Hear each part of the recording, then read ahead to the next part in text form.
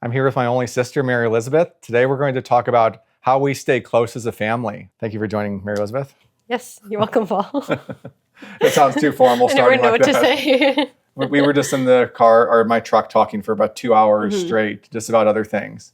And actually that kind of leads into what we're talking about today is just how do you in very practical ways stay close to your family members? Or at least we can testify how we did it in our gigantic family. So we have kind of a unique experience there. I know right after we finished our talk outside, you were saying, "Oh, what should we talk about in the video?" And I thought it came to my mind, "Oh, we should talk about how to like stay close as a family by communicating often and to not like have misunderstandings come up from having big absences and not talking." Yeah. So that just seemed really fresh in my mind because our brains were kind of fried from talking. It was a great talk, but it just felt like low-hanging fruit to talk about this since we're just focusing on it. Yeah, we had a few topics that we were deciding between what to talk about. One of them was on the TLC show that we did many years ago. A surprising number of people have asked us what that was like, what was like leading up to that, what the filming was like. So maybe we'll do that episode at some point. But for today, we were really inspired just to talk about how we became such a close family and how we did it and how we do it to this day now that there are so many marriages, grandchildren, and we're growing in such an exponential way. There are so many of us in our family. It's sometimes hard to keep track of everyone and just the little things in their lives. So I'll let you speak a little bit to that, but what are some ways that you stay close with the different family members over the years? Well, kind of like you said right here, it's so easy with such a big family to kind of have the 1 year ago version of somebody where we have a stereotype and think, oh, okay, well, this person tends to do this or this is their habit. But if you haven't talked to them for a year, they could have changed in that time. And so one thing that really stood out to me today, Paul just like offered, we were talking for a little bit, then he said, hey, do you want to come with me? Let's just go get a soda and take a little drive and just kind of get updated with each other. And I thought, oh, that's really neat. I almost forget to do that. But I realized it was nothing deep, but I realized I had like stereotypes about him, or he might have stereotypes about me or whatever, that nothing bad, but you're not synced up. Things could have changed in a year, or I don't know, it just, without meaning to, you could like have misunderstandings between each other that aren't even real. But if you just talk about it, it takes care of it. I don't know if I explained it well, but I think so. There's something so cool about just syncing up because you feel closer with each other. You feel fresh. You feel like an ally, someone who challenges you, of course. It's challenging you, and I don't know, just someone who has your back. And there's something cool about knowing someone knows the worst about you, but also is like rooting for you and the good about you too. There's something kind of freeing about that, I guess, because you can kind of take on the world, I guess, and you can take criticism from anybody else. You kind of bounce off your back because you know the people closest to you are gonna speak into your lives. I think that's such a key. Like anybody I've ever seen, whether it's in our family or just out in the world, just extended family or friends, people who are the most depressed or feel terrible about themselves, it's always or almost always because they're isolating themselves. And I've experienced that myself. I know Mary Elizabeth has said that. I'm sure you can relate to that. I think it's a human condition that we tend to do that when we're feeling worst about ourselves, are worried about something, we'll isolate and we'll just sometimes people call it navel gazing. Maybe someone's a perfectionist, or maybe they're not that. Maybe they feel like a big slob and feel like they're just kind of, lost and everybody else has things together. And I think especially with social media these days, people kind of put forward their best. Even we have to be careful with that. That we're trying to kind of be real here, that there's nobody has it perfect. And we're trying to share that to show you guys you aren't alone also, and to find that community. And for us, we have kind of a unique situation because it's such a gigantic family, 13 boys, one girl. There were 10 boys in a row. Mary Elizabeth came along, and then 3 more boys. I'm the oldest, as a lot of you know. But we had so many natural ways that helped us stay close over the years. I say for us, the things that come to mind for me would be the homeschooling, because we were thankfully able to homeschool together. So we have so many like little connections and inside jokes going back to as long as we can remember, so many, like I can see with Mary Elizabeth, she's so close with her siblings, like right above, the brothers right above and right below. Mhm. But then others, like we are just as close, but in just Right. in different ways. Yeah. So can you speak to any of that, or? Oh, I didn't. I wasn't ready for a question. I thought you were going to talk for a few more minutes. Well, I don't want to be rude. Well, you think about some things to say, and I'll just Okay, I'll thank keep you. jabbering on for a while. but no, I was going to say the other thing. We can I always was like, come oh no, back. he's going to ask me now. Hey, this is a two-way street. I'm not just, as you guys know, about my only use on this YouTube channel is I'm like the interviewer. So I'm just like the Lester Holt of Fam Team. Yeah. We love Lester Holt. We watch him on Dateline. Yeah. He's retiring, by the way. Oh yeah. But he's going to still do Dateline. Oh, good. But anyway, so I'm just kind of serving as a Lester Holt, asking questions. But I guess I'm allowed to share some opinions too. But no, seriously, the homeschooling was a big part of it. I think just because I think it's, and we're so used to it, but the other way almost looks a little odd to me, because you think, why would you like purposely, unless you really had to, separate? And especially when you're so young, why would you go off and like separate and like bond to all those groups when you have your family around you? Now, Right. it is unique when you have a big family. I think that makes it a lot easier. Right. But even without that, even if you didn't experience homeschooling or can't or don't want to do that, there's so many other ways. I think for us, we just always made ourselves each other the priorities, just in a million little ways. Like we were our best friends. We had our softball team. We just, we get together for games. We're seeing the fruits of that now. I think just so many different connections. Oh, yeah. And So. I've found very much like what you said about isolation, that it's a bad cycle, because if you isolate yourself and then you start, I don't know, at least for me, I'll start getting like upset at other people. Like, oh, why are they letting me be alone? They're not like checking in on me, but then I'm the one isolating myself.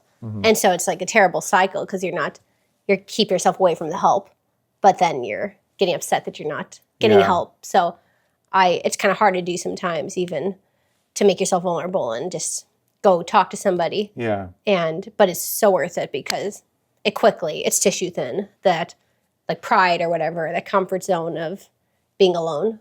I've noticed at least in our case, and a lot of lies get off. I don't know. A lot of things that seem so big aren't so big. I don't know if that makes sense. Or just get yourself involved in something with someone else. It quickly goes away, like that depression.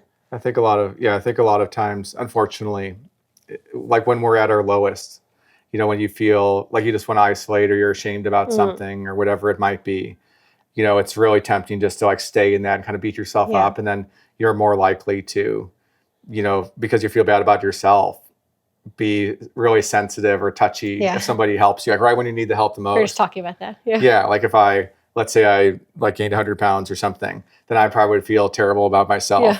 And maybe somebody would like kindly try to help me, seeing that I'm struggling. And I would be sensitive, like, oh yeah, I know I'm imperfect. I know that I need to do whatever. And so it's tough on everybody. Hey guys, quick break to let you know about our new YouTube channel. It's called Safe at Home. It's named after our Christian ministry that Dad started in 1999. We do a lot of interviews with professional athletes, a lot of St. Louis Cardinal players, a lot of other folks, non-athletes also. If you guys don't mind, just take a second to click above and subscribe to that channel. You might find some things you like. I'm really grateful with the atmosphere Mom and Dad created over the years. Another thing I'm going to share with you too, I'm going to share a few more points later, but one of them is accountability. We did that early on. I'd say when I was a teenager, especially, that came into play quite a bit. Like different temptations, like any teenager has growing up, just different ways I was going off track and different ways other guys were getting tempted and everything. Dad created just an atmosphere of accountability, and then just where you could talk to each other about anything, just whether it's relationships, whether somebody hurt you, whether you're struggling with whatever addiction or anything. So it was so good because it cut a lot of things at the root and kept them from getting out of control. You kind of think of a yard that's not weed whipped or isn't ever mown. It can just overgrow, and then things can live in there. Snakes can be in there. It's just kind of a mystery. Right. And speaking of accountability, we're going to come back a little bit more toward the end and tell you a specific story involving the two of us with accountability for when we were trying to lose weight. And we'll tell you which of us hit the goal first and a funny story related to it. I forgot the full story now, but now I remember. So that'll be at the very end. We'll come back to that. So it really helps to stay current with each other. and not just to have like a kind of like a false politeness. Dad always talks about Yeah. that it's really easy, especially as families grow up and have natural separation, like getting married and things like that.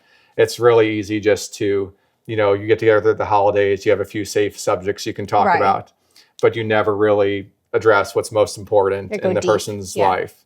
They even kind of talk about that on different comedies over the years, like where maybe someone's going to meet the parents and everything's kind of superficial, where they don't really understand each other, but they're trying to navigate it. Yeah. So we're very, of course, very imperfect and nowhere close to the perfect ideal, but that's our Yeah. goal. Yeah. And I think to the extent we've had success, it has been just like kind of like recklessly determined to stay close Yeah. to each other. Yeah. Right. And Fighting maybe- for that. Yeah, kind of fighting for that is a better way of saying it. Yeah, like a marriage, just being committed. Hey, we're no matter what, we're not leaving this thing. We're not abandoning ship. Yeah. I think because then it makes you fight through it. Because if there's the option to leave, then you'll just kind of give up. Oh, okay. Well, this isn't worth it. I'm gonna go move away and just forget this. But if you're committed to it, there's no choice. We're going Yeah. down with the ship. So I think that's really important. It gives you some fight. So Yeah. this what you said about like feeling bad about yourself, that really reminded, I experienced that recently, and just in a small way, but I realized that that's kind of the story of the gospel, because it's like, it's ironically when you don't know Jesus, his salvation for you, ironically you feel when you know you don't want to admit your sin, because you know that in a way you have to admit you're wrong or that you're a bad person. You think that it just reminded me of this, but I realized that once in just any area, when Yeah. I gave in that, oh, I was wrong about this, or gave in and asked for help and committed to something new, committed to God's way, like got myself back on track, Yeah. I actually felt so much more peace and joy and gratefulness that I could take any criticism, any more criticism, because I knew that, hey, it's by grace anyway. It's not, I know I'm not perfect, but it's ironic when you don't have, Paul and I were just talking about this, but it's ironic when you don't haven't accepted Jesus yet. In a way, you have to keep up the front that you're perfect, if that makes Yeah. sense. I know what you mean. So that helped me. That kind of freed me, even though my whole life, like, was a Christian, knew Jesus and accepted him, but I'm still constantly learning that, of course, in so Yeah. many different areas. I know. And So- I wasn't even expecting we talk about that. That just reminded Today, me but- of that. That is true, because I think it does tie into the isolation, where I think a lot of times if someone doesn't know, the truth about Jesus and the forgiveness, that you can just carry something and you have to kind of lie to yourself your Yeah. whole life and say like, look, oh yeah, I know objectively I did that nasty thing, but no, I'm a good person. And so no, It can't be bad. it can't be bad. It Yeah. must be good, actually. Somehow it must be good, or I must have a good excuse for it. And it's such a relief just to realize that. I remember talking to somebody a long time ago, and it was a person who at the time was having an affair with somebody, and they kind of confided in me, and there was all this brokenness in their life. And I remember the person saying all this stuff, all the terrible things they were doing, they felt bad about, and then saying, "Oh, but I'm a good person, though." Like almost like reassuring me, like, I'm a good person. Don't worry. There's some reason that this ties into me just being Right. good still. It must be a And- good reason. And I was trying to take the pressure off of this person to say, hey, like, no, I'm not, you aren't, and I'm not either. Like, none of us are. We all have a tendency towards sin. Yeah. And that's why when you bring it out to the light and you're just honest, like in a family, staying close, that's when it's most freeing. Like, I can't remember any Yeah. time that I like confessed something or shared something that I felt terrible about that I didn't actually feel 100 times better Yeah. after saying it, because I would expect like, oh, they're going to be at least as hard on me as I've been beating myself up about. And then they'll say like, oh no, like I struggled with the same thing. Like, Right. man, that actually helps me to hear you say that. And they get boldness to speak up too. Yeah. And then And they might share kinda something they've shade- been hiding yeah. the whole time. So I think that's a huge aspect of it. We call it sometimes accountability. That might sound kind of like formal in a way, but it's just basically staying close, and where you can basically, when growing up,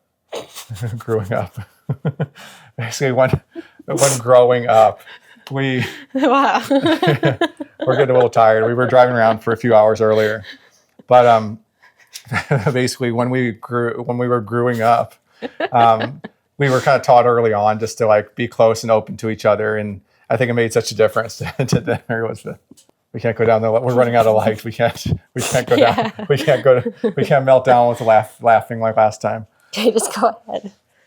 Okay, I forgot what I was saying. We're going up.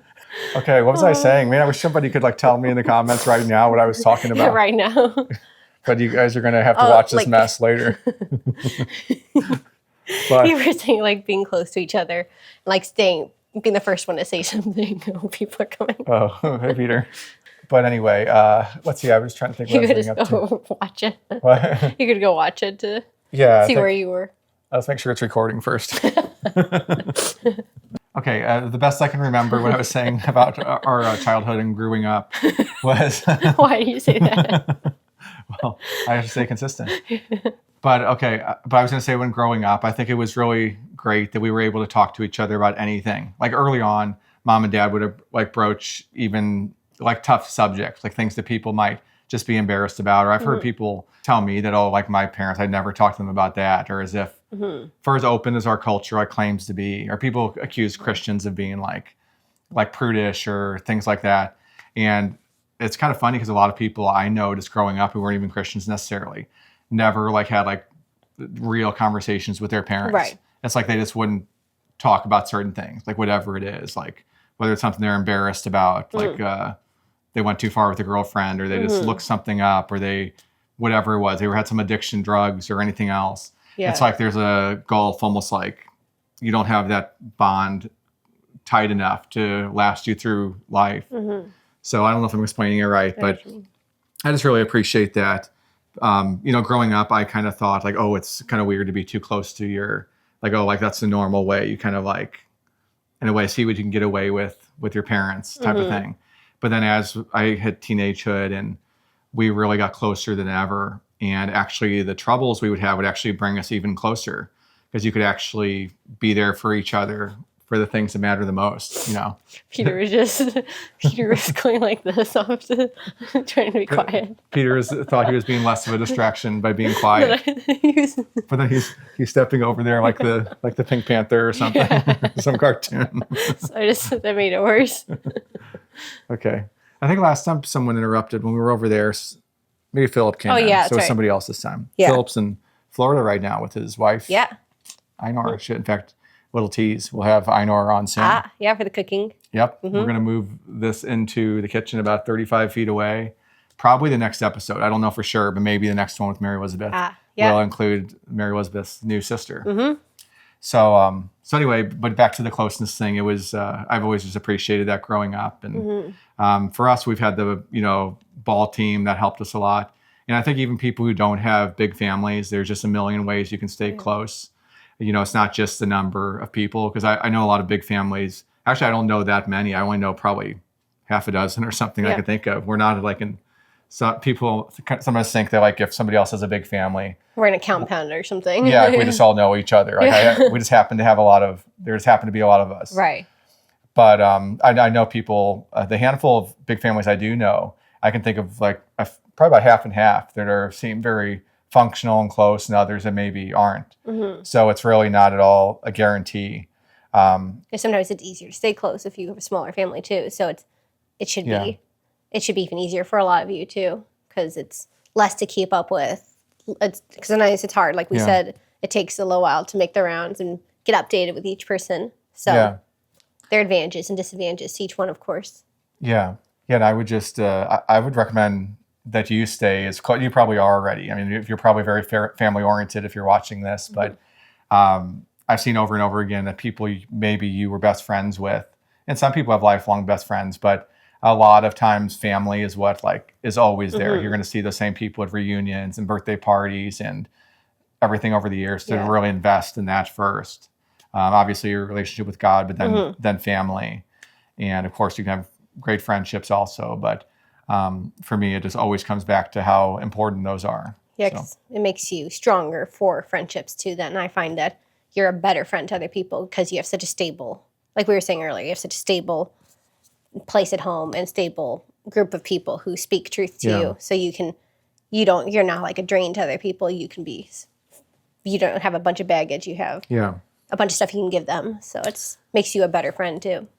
That actually helped me a lot growing up, come to think of it. But just having such a strong group around me who accepted me and knew the best things and the worst things about me, because I just never got taken out, so to speak. Like I wasn't just completely crushed if say like a neighborhood kid was mean to me, or I said you were uncool or something. yeah, if they said I was uncool, and it would still hurt. You want to be accepted, or you'd have different people who you'd look up to, especially me as the oldest. I had a lot of kids older than me in the neighborhood.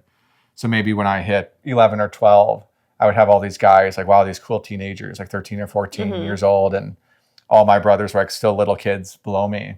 So yeah, you wanted their acceptance, but you just couldn't be like crushed or taken out, so to speak, in the same way if somebody rejected you or was mean to you or bullied you or something.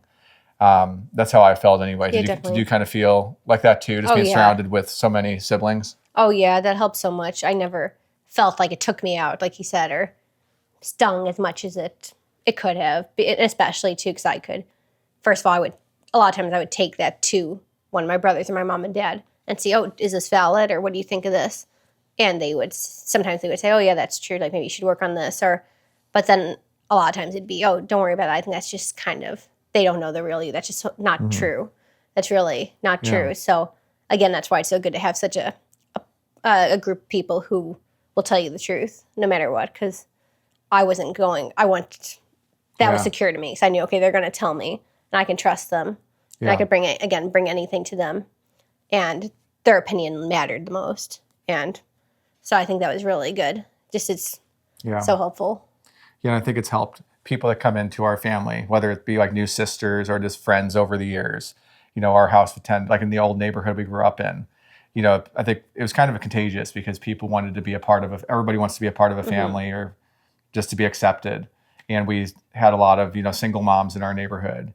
And it just showed kind of a contrast of how healthy it was when you have a community around you, even if it's not literally your family. Oh yeah. We had people that we practically adopted for different times growing up. Right. Who just almost became like another aunt. We had one guy that his name was Steve, and he would play softball with us so much that his friends would call him Steve Arndt. So he was just like another our 14th boy, I guess. Yeah. Sometimes it would feel like that, or because especially when they're in the jersey, you almost forget. I think, wait, is that my brother? Oh wait, no, that's not him. Well, we promised we'd come back at the end and tell you some specific stories about the two of us actually keeping each other accountable. In our case, it involved usually things like eating or fitness or supposed to not be eating as much type of thing. Usually that. We have a few different short stories about that. Do you want to tell the first one? Which one? Or anyone? Or how would you start it off? Okay. Well, how would you tell the one? Oh, you texted me. Okay. Yeah. Well, I just remember we were on vacation and we would like text each other back and forth. We were up in the Finger Lakes area of New York, and I was supposed to be like on this mad dash to be getting, to my goal weight at that time. And I think I must have texted at some point, like maybe I just had a big meal or something. And maybe like with a week or two to go, I think I said, okay, like, looking good, 12 pounds to go or something. Like I was nowhere close to it. I just like, whoa, okay. And so even the failures, it was kind of fun to have someone to kind of like laugh at you if nothing else. And then it would kind of get me going for the next one. Do you remember any of the other ones? Yeah, there was, I think one time I was in the kitchen, and I think it was in the evening. So for some reason you went up to weigh yourself, I guess just for a checkpoint. But then I think I was cooking something, and then you came down and you didn't even say anything to me, but then you just started eating and said, it's all over. So I kind of knew, okay, it probably wasn't a good reading. Yeah, I think I kind of remember that. I might have even been opening the fridge. I don't remember. I think you literally started eating something when you said it. They said it's all over as you were eating. Okay, I might as well enjoy this food. And I had that other time when I was eating. I think I was in the dining room or something. Yeah, I forgot about that one. I think I just like declared something like... Oh, you told me like I'm not going to eat anymore for the rest of the day. Like I'm done eating for the day. I think I said, I'm done eating, just so you know. I got to be accountable. I got to tell somebody, so I'll follow through on it. Like I'm not eating anything else the rest of the day. And then I think I just like walked in the kitchen. And then what did you see then? Literally, I think it was 30 seconds later. Like Paul went ahead of me. Then I came in and I saw Paul putting something in his mouth. And I said... I think she said, Paul. And I was kind of... I was legitimately like food in surprised. his mouth. Because I somehow just completely forgot. Like I just told her, and then I must have like just memory wiped it or something. Okay. And I just walked in there, and then I was like, "Oh, that looks good." And I literally got it in my mouth. Yeah, he wasn't trying to hide it from me. Clearly, like he. I must have had the biggest deer in the headlight. You look. did. So that was pretty I good. forgot about that. We weren't even gonna tell that one. Yeah. And you're lean now. Now I'm trying to get lean again for spring. So I might have to do another one of those. Yeah, But- sure. I always need one of those. But it really does help to have like even the times that I fall short. By the way, I did finally hit a goal on Christmas Eve Oh yeah. before I finish up. I did finally, after those other stories, I finally was just determined. I said, hey, I'm going to hit my goal by Christmas Eve. It was actually kind of an extreme goal. I was trying to get under 175 weight. For me is very low, very, very low. Maybe a little With too low. muscle and stuff too. Yeah, Yeah. probably too low for me. But I just wanted to at least hit that on the scale. And I was still like many pounds off until leading up to Christmas. And so finally, I think I just like fasted a lot the last few days. And then I went to the, Well, the thing is, you missed a few things. What's I miss? You had like I think a set amount of calories you were allowed to have for like yeah. a whole month or something. that's And another so thing. you- That's another thing I learned. You ate some early. In the last 3 days, you barely had any calories left. I forgot about that part. That's important. That's a really, if you guys ever are doing some kind of diet with calories, which that's really about the only kind of diet you should do. Yeah. Count your calories. Don't allow yourself to borrow them from the future days or much less future weeks or months. Because I think we had started like a month or two from a plan, goal. yeah. And I thought, okay, whatever it is, 2,000 calories a day. Like, hey, I can eat all I want today. I'll just take off, Easy sailing. I'll just shave off 100 calories for the next week or the next month. And soon when I got to the end, I was down to, I think like 600 or 700 calories a day. You know, I had to eat like a bird. And I think even on the day of my goal weight, my weigh-in on Christmas Eve, I went to the gym and I think I was still like 3 or 4 pounds too high. So I went on the elliptical. I could barely move because I was so weak from fasting. And after that, I remember it was still too high. So I went into the sauna and sat there for 20 minutes to try to sweat whatever I had left. And I just remember finally I saw the weight. And I remember driving home to go on that scale to see the official home scale. And I remember thinking, I don't know if it's safe for me to be driving. I don't know if this is like worse than drunk driving. But I was carefully I carefully drove home. And I'm a little hungry right now, as you can see. But anyway, I finally got home and I did hit my goal. So that's the important part. Yeah. That's the moral of the story is I hit my goal. And then I think I just got down to my goal. I think like I did a little bit of, like maybe I had to do a little like rush at the end, but I think Landon had. Paul always has the more exciting rushes to the finish. Yeah, like what, and we're about wrapped up for today. But one other thing about the different personalities in the family, Seth, who is number 8 in the family, number 8. He is like the complete opposite when he was trying to drop pounds.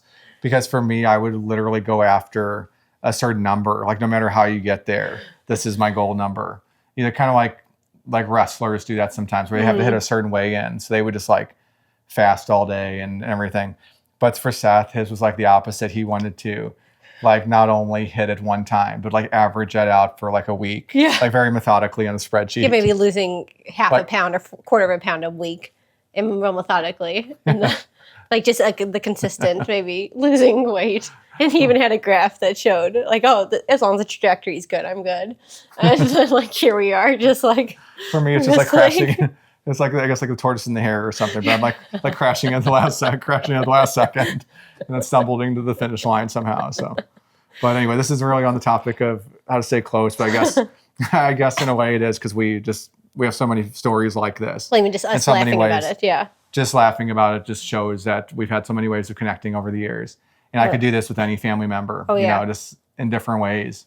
So it's just something I'm really grateful for. Yeah, and the one last thing that was, we always would be suspicious when some things weren't going right, when we wouldn't hear Oh, a yeah. message from the person for a while. It'd be like, there's no signal, and then we'd finally get a report back, like, I think I'm ready to start a new calorie goal. It'd usually be after the holidays or something. Yeah, it would get, sometimes our group chats about fitness would go like suspiciously Dormant. silent and dormant, and maybe nobody writes in them for a while. Maybe one guy checking in faithfully, like, hey guys, I'm dropping another half pound today. And everybody else And is everybody like, else is just like silent. And then somehow they suddenly show back up and their weight's 10 pounds heavier Yeah. or something. It just like shows again how we need So- community, or we need Yeah. each that's- other. That's how we We're all. so human. Exactly. So we all Never. need each other. Yeah. So yeah, I just encourage, we got a little off track, but I would just encourage you guys just to always find that community, and hopefully it's within your family or maybe the family you're about to build or you dream of building. I know for me, I'd like to, assuming I'm meant to have my own family in the next so many years, I'd like to just from the very beginning build that closeness, you know, where you're just best friends and you're just, you know, physically close, just hugging each other and just like Yeah. the kids feel so safe. And then as they grow up, they'll feel like they can talk to you about anything. Right. Amen. Hey guys, we release new videos every week, so check those out too.